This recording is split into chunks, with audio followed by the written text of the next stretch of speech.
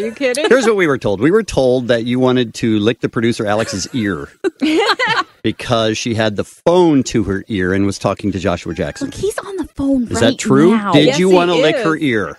Maybe a little. That's maybe the best introduction I've ever had. See? Well, you got yourself a real fan here, Josh. I got news for you. Hey, let me give the real intro. Fringe is one of the fall's most popular shows. It has already been picked up for a new season, and it airs tonight, Tuesday night at 9 on Fox. It is honked up and fascinating all at the same time. And one of the stars of the show, Joshua Jackson, joins us here on the Kevin and Beach Show on KROQ. Well, I think you pretty much covered it. My work here is done. Thanks for calling. Bye-bye now. It has been a long time since we talked to you. I know we had you on a couple times back in the Dawson days, but it's been a while since we caught up with you. How you been? Well, I've been pretty damn good, and I'm doing pretty damn good right now. Of course, I'm on the wrong coast. I'm here in New York, but Yeah, it happens. What are you going to do? yeah. Sure.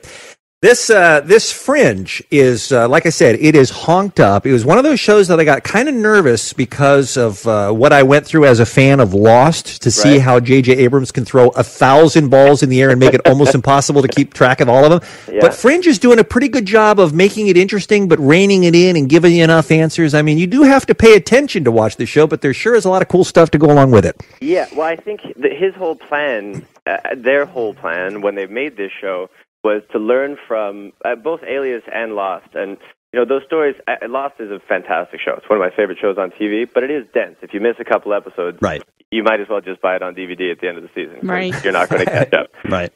And, you know, they want our show to be a little bit of both, where it has the big story going on that you can pay attention to if you want to, but every story finishes. You know, you get to the end of the hour, and it's not always basically a to be continued, which is good, because I'm with you. At a certain point, it gets a little bit obnoxious. Like, Yeah, I don't want to work that hard, to be honest. yeah, because For and my in the, you know, entertainment. it's like who knows that they're going to have Tuesdays at 9:00 off every week for 22 consecutive weeks? you Yeah, know? that's true. Yeah, and then you get That's, behind, and you feel like, well, I can't watch tonight Yeah. because I didn't watch last week's. Yeah. This one does. It does wrap each episode up, though. Tell us about your father. Tell us about the pattern. Tell us what we need to know for people who haven't been watching. I watched every episode so far and love it.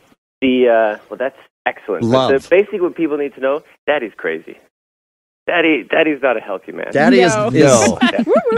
And this, of course, Daddy's got some serious issues going on. and this, of course, is Joshua Jackson's father, who is crazy but brilliant, but crazy but brilliant. Right. Yeah, the actor's name is John Noble, but he plays the character Walter Bishop, who is my character's dad, and the pattern is this series of events, this group of things that have been happening that are just loosely seem to be correlated to each other, but nobody can figure out why. And it may be either that my father is so brilliant that he's able to figure it out, or he's so brilliant and evil that he might have caused it and created it way back when, Yeah. and is now sort of reaping the rewards. It is so good, and it's what if some rogue scientist out there somewhere were using the human population as guinea pigs? Mm-hmm. That's basically the premise of the whole show. Actually, it's either that someone's using us as guinea pigs, or someone had the hubris. Someone was so arrogant they thought they could control these experiments, and now they've just sort of run amok. And that the second option is actually the scarier one to me. Yeah, 'Cause sure. There's lots of people out there who would wish us ill, but the idea that technology and science has gotten to a place where the genie is just out of the bottle and there's nothing we can do about it, and that to me is even scarier.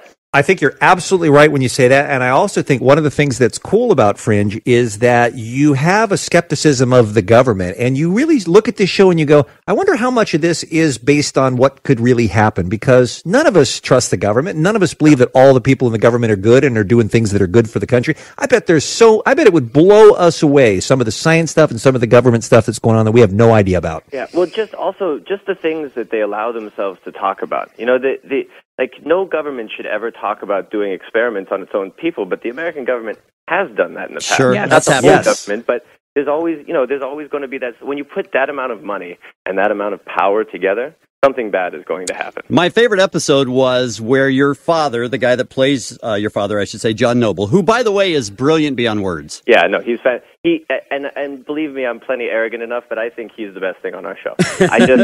He's just fantastic. But You the know, best episode is when Anna Torv, who is super hot and is the lead, Has to Did she go just in. get a 3-bell ring? She did, yeah. She did, yeah. She did, yes. She has to go in. She's going to try and access the memories of a dude that's in a coma, and the good doctor puts her under some kind of bath of goo. I don't. Oh my That's God. what I had in mind. She gets in a swimsuit, and she goes in this bath of Like goo. an isolation tank. Oh, This it's is just. how you know that JJ is a guy, and that the guys he hires to write the shows are also guys. Yeah, that was. Right. Because if That's a I good was episode. a writer and I was thinking, well, here's what we got to do. Mhm. She's got to get into the brain of her ex-boyfriend, and to do that, she's got to get naked. That's exactly right. What's this is Joshua Jackson on the phone. We're talking to Miss Cleo's future husband. The show's called Fringe, airs tonight at 9 on Fox. What's the clip that we have from the program, Kevin? We have from last week's show. There was this dude who was supercharged with electrical energy. Right. We call him Electro Man on set. But yeah. Electro Man, okay? He walks by computers, they freak out. Everything that runs on electricity freaks out when he's there. And he's obsessed with this woman, and they got an elevator together, and he starts going crazy because he finds out she has a boyfriend. And when he goes crazy, you don't want to see what happens to the electronics, especially when they're on an elevator. Yeah. And it plunges to the floor, of course, and now they're trying to figure out what happened. Walter's theoretical test subject, I think, is real. The only problem with that scenario is that it doesn't make sense. If he was in the elevator car, he should have been electrocuted just like everybody else. And that's if the impact didn't kill him first. Not necessarily. This person is both the source and the conductor of a large amount of electrical current, then it could well induce a form of electrodynamic levitation. So he floated. It is possible that he could have levitated long enough to escape the brunt of the impact. That still doesn't make sense. Yeah, I don't know any of those words, but but I bought it when I was watching it. I'm not smart enough for some of the scenes on this show. That's all there is to it. Hey, Joshua, is it at the point now that Fringe has been on long enough that people on the street are starting to bug you with what's going on with the pattern, just like the people on Lost always have to field questions from their fans whenever they're out in public? We're not quite there yet. We're still in the honeymoon phase for the show. I think we've started off really well, and we have a good-sized audience that's tuning in, so thankfully I'm going to have a job for the rest of the year, which is really nice. Right. But it hasn't gone to that next level. Last time I was doing this with Dawson's Creek, it took a couple of years for it to sort of percolate into the general consciousness. Right. And I think it takes a while for it to filter down, which is, I got to say, it's kind of nice. It's like it is the honeymoon phase. It's where the show is still ours, and we just sort of, go to work anonymously before, hopefully, you turn a corner at some point. Exactly. And then, really, what am I supposed to say? Can you reveal to me the ultimate, the story behind the entire show? Sure. Absolutely. Here, let me ruin it. Yeah. Well, I would certainly hope that's what you're going to do. All right, we're almost out of time. Miss Cleo, anything for your boyfriend, Joshua Jackson, before we let him go? Anything I should bring home, honey? Oh, dear Look God. at her. Just your beautiful face. Oh, dear God. You have Look- my phone number. Look what you've Call done, me. Joshua. All right, it's one Leave of my, the other girl. it's one of